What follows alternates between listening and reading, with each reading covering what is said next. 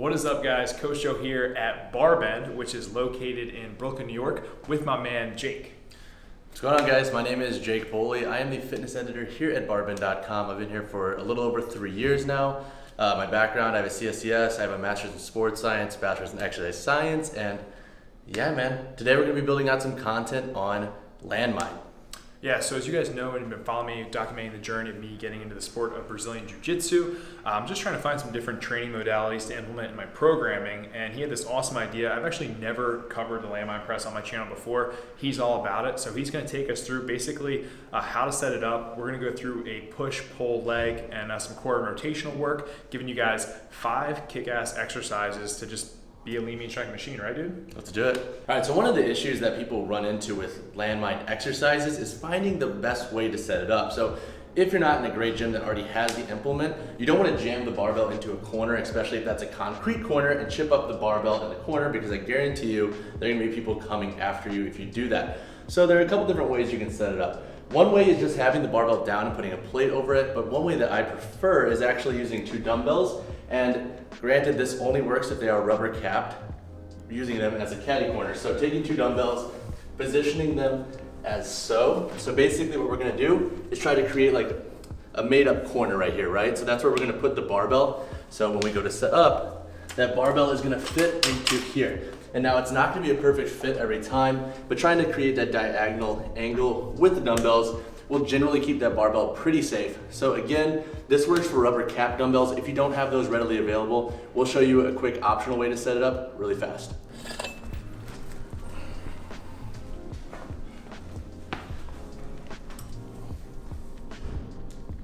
All right, so the first movement we're gonna break down is the landmine press, and a couple different variations for Joey to try and why he would do some of those variations. So for the first variation we're gonna cover is a traditional landmine press where Joey is gonna be standing. So we'll bring Joey over here to the landmine itself, lift that barbell up. Joey will take that in one hand. He's gonna wanna square himself up with the landmine itself, and you're gonna press through Joey as if similar to overhead press, bringing that bicep to the ear. One thing to keep in mind is to not lean back and press out. It's gonna have a little bit of a forward lean to it. You're not gonna be so forward leaning where you're pushing this way. So it's gonna be a slight lean. Bring this up and think bicep to ear. All right, so as you can see, Joey is tall. And for most athletes, I say over like 6 feet, even 5'10", I have him go from the knees or a single kneeling position or half kneeling position for that matter for the landmine press, just because when you're so tall and you have to press that barbell, you're limited to a more forward angle as opposed to getting that bicep closer to the ear and really engaging that delt. So what I'll have Joey do if I was coaching him and in a personal training setting, I would have him go from his knees. So let's go ahead and get to one knee. 1 knee or 2? Let's go 2 knees to start. Cool, and now can you press through? A little bit of a forward lean there. Glutes are engaged, core is nice and neutral, and he's bringing that bicep to the ear in the press. Come back down. So as you can see here, press again. That's a lot more in line with getting that bicep to the ear as opposed to pressing out as we were before, just because he is a little bit tall. So something with the landmine press, if you are erring on the taller height of let's say 5'10" and over, you might want to go from a kneeling position. So now let's say we want to add a little bit of a variation of creating a little bit more core stability while doing this pressing variation. I would have Joey come into a half kneeling. So let's go with the off leg first up and then press through. And what that's gonna do is it's gonna require the glutes to stay engaged. He's gonna wanna keep this leg in without having that torque out. If you are turning out, then you may wanna realign your hips, realign how you're positioning the core and bracing.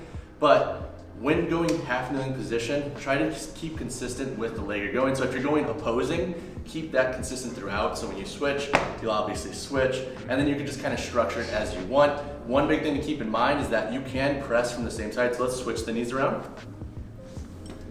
Press, but just keeping that consistent throughout. So doing equal reps on each side with the way you're positioning the barbell and the half kneeling position. All right, so the next landmine variation we're gonna do is the landmine row. And the reason I like to program this, especially for beginners, if you have a landmine available, is because in that rowing motion, especially with like a unilateral implement, like a dumbbell, you'll see a lot of beginners pull that elbow up. The landmine forces you to almost keep like that lawnmower starting fashion of the row. So it almost teaches you how to sequence and contract the lat properly versus pulling that elbow out and thinking that's how you complete the row. So what I'm gonna have Joey do is set on the bar as if he's gonna be performing more of a traditional like bent over dumbbell row. So you'll set on the bar, Joey, And for this, you're gonna position yourself at a height, depending on if you're using plates or not. We're obviously gonna grab the collar just because there are no plates here, but you'd be a little bit lower if there were plates on, or at the top, depending on how big the plates were and what we're actually using. So from here, Joey, I want you to think about doing what would you would call a traditional like dumbbell row. Okay. So from here, you can see that he's pulling that elbow back, creating that almost like starting that lawnmower fashion, really engaging the lat. At the bottom, he's thinking about keeping that nice, strong, neutral torso. His hips are set, his posterior chain is tight, he has a soft bend in the knee, similar to how you would in a more bent over dumbbell row, as if you had two dumbbells pulling at the same time. Awesome.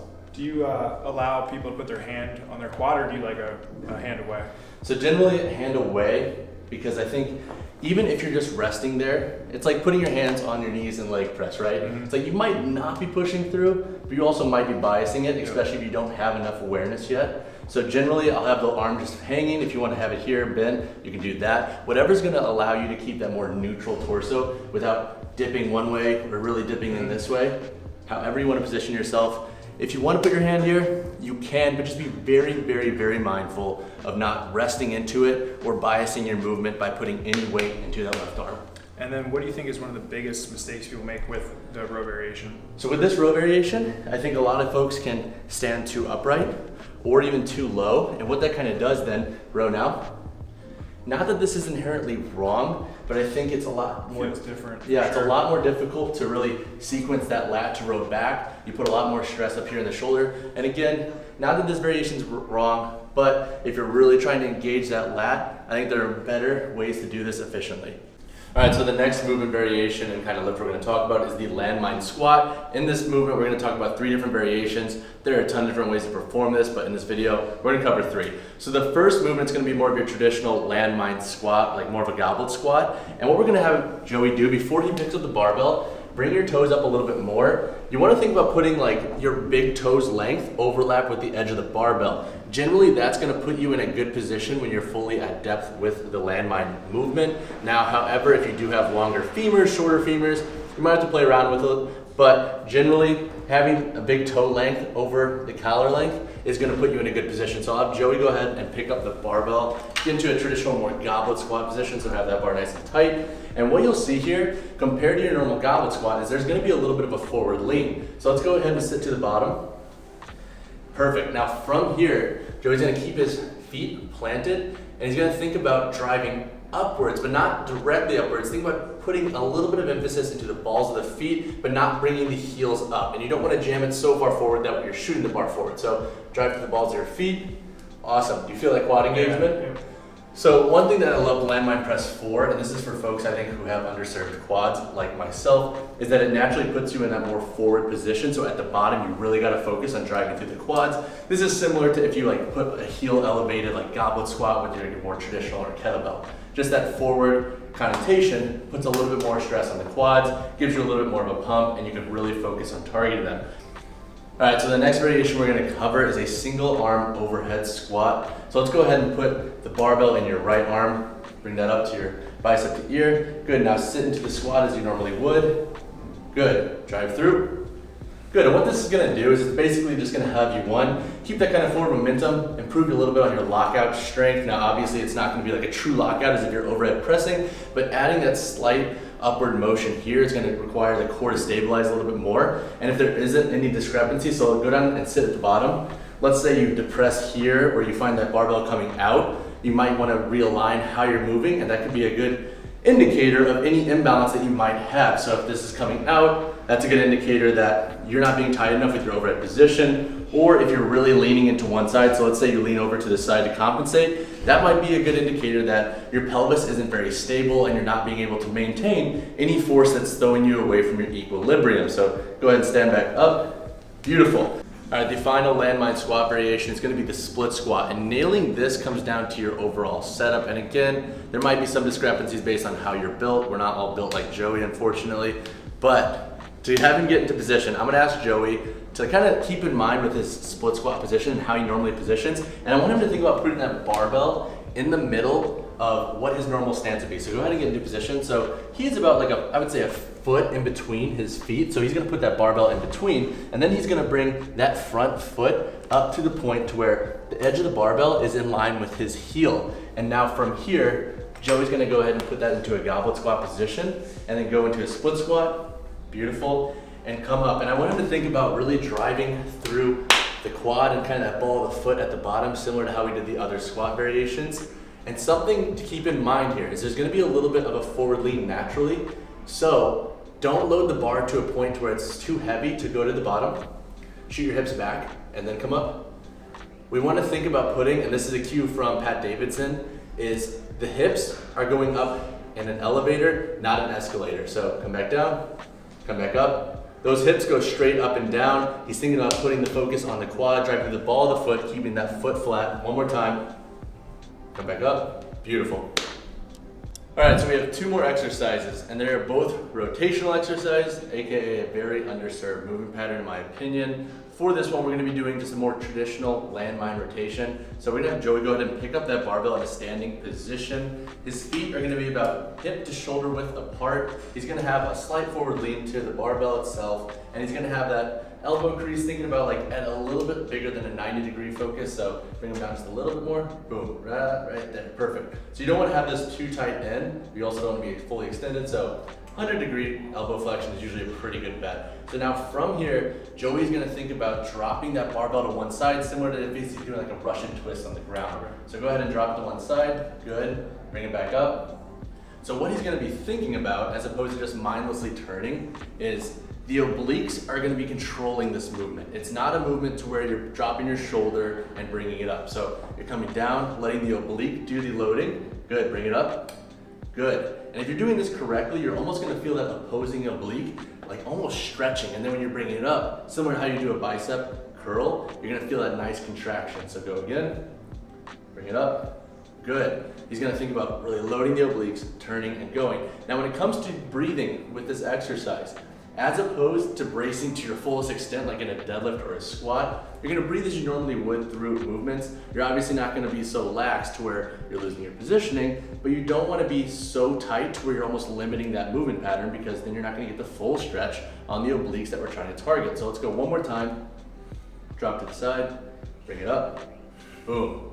Go again, boom. And a useful cue to think about when using this is like, think about being in control of like if you had to whip the barbell. Power is control. Don't obviously get reckless to where you're throwing yourself out of position, but you want to think as if you're trying to really get that barbell like out of stuck mud while being controlled.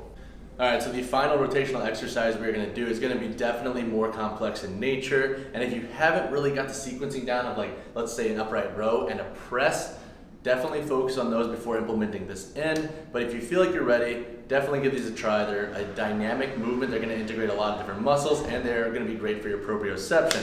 So to have Joey get set, we're gonna think about putting this inside foot in line with the edge of the collar. He's gonna take that more like hip width, shoulder width stance. He's a little bit wider, so he's about shoulder width. He's gonna bend down and pick up the barbell right about in the middle of the collar here. And so what he's gonna do is then get into like a nice soft knee bend here. So now from this position, Joey is gonna row this up as if he's doing an upright row. And as soon as that barbell gets to like that lower pec range, you're then gonna do a handoff with this arm. So handoff, good. And then he's gonna think about driving through the arm, pressing that bicep to the ear, and he's gonna rotate the feet with the barbell. He doesn't wanna keep the feet obviously facing forward. He wants to go with that bar. Come back down to your starting position. Boom, hands it back up. Let's go slow-mo really fast to show everybody what this kind of looks like in action. So upright row, mid-chest, grabs, press, rotates the core. And basically, similar to the barbell rotation we just did, or the landmine rotation we just did, he's gonna think about loading the obliques here, upright row, hand off, finish, driving through that bicep to the ear, and really thinking about keeping that core engaged, using that oblique to really drive through the press and rotate the feet. One thing to note is that there's never a point when he's not making contact with the barbell. So go again, slow motion. It's a handoff, and he's finishing it. He's not floating the barbell up and grabbing it. It's all sequential. It's all making contact the whole time. And when you come back down, go one more time. Something to note is that, come back down to your normal position. Watch the feet here. They're gonna rotate with the barbell as well. So The feet are gonna rotate with the barbell going up, and they're gonna rotate the same way coming back down to that starting position. All right, so first off, thank you, Jake, for giving me the rundown of some exercises that I can do with the Landmine. I'm curious, I'm sure the viewers are curious, sets and rep-wise, what are we thinking for these exercises? Also, the benefits or why we would use the Landmine. What are your thoughts on that? Yeah, so generally, for landmine movements, I'll put them more as like a first or second accessory after a main compound movement. Why is that? Just because you can't load them as heavy. So obviously if your goal, for example, if you're doing landmine presses, is to press more weight, you can only load that to a certain degree, and obviously that's never gonna replace as much weight that a regular overhead press can do. So doing these as a first accessory is a great way to get extra volume, but also they're a little bit more joint friendly. So if you do have AC joint problems like myself, they're really great for focusing on just getting in that hypertrophy and volume work without overdoing it and then beating yourself up for your next session, which could actually impede your progress. So when it comes to sets and reps, it's gonna come down to your overall goals, but generally like 3 to 4 sets, working between that like 6 to 12 rep range, depending on how you're loading the movement, how your preceding movement was loaded, and the movements after. So if you have a ton of volume, you might not want to load them crazy heavy. Obviously scale your sets and weight based on what you're doing in the program and based on your goals. All right, so when it comes to the benefits of doing the rotational movements that we went over, obviously the final movements, so that row to press is very dynamic in nature. It really teaches you a lot of proprioception with moving through space and time and rotating. With the just general landmine rotation, teaches you a lot about loading up those obliques and trying to produce force in a controlled manner. So again, just focusing on the obliques more and how the body rotates, I think is a very underserved niche in the world of strength and conditioning, and I think we can all use a little bit more rotation, but those are my big benefits with those. We can obviously list off hundreds of benefits, but those are my favorite. Oh yeah, so just want to say thanks for Jake running me through some landmine variations. I know for me personally, obviously just by doing this, I'm hooked on doing more of them, and obviously for the sport of Brazilian Jiu-Jitsu, we're using all of the planes of motion in that sport, so utilizing these exercises is only going to help benefit my game when it comes to that, and even in strength sports, but I think everybody should give these a try. So I just want to say thanks to my man Jake. Jake, where can we find you, dude? So find me at barbin.com. I am Jake Bully there. You can also follow the Barbin page at Barbin. If you want to follow my personal coaching page and kind of my personal, which might not be that interesting for many people, but it's at Jake_Bully, B-O-L-Y on Instagram. Put everything down below, but until then guys, stay lean, mean, strength machine. Catch you later. Peace.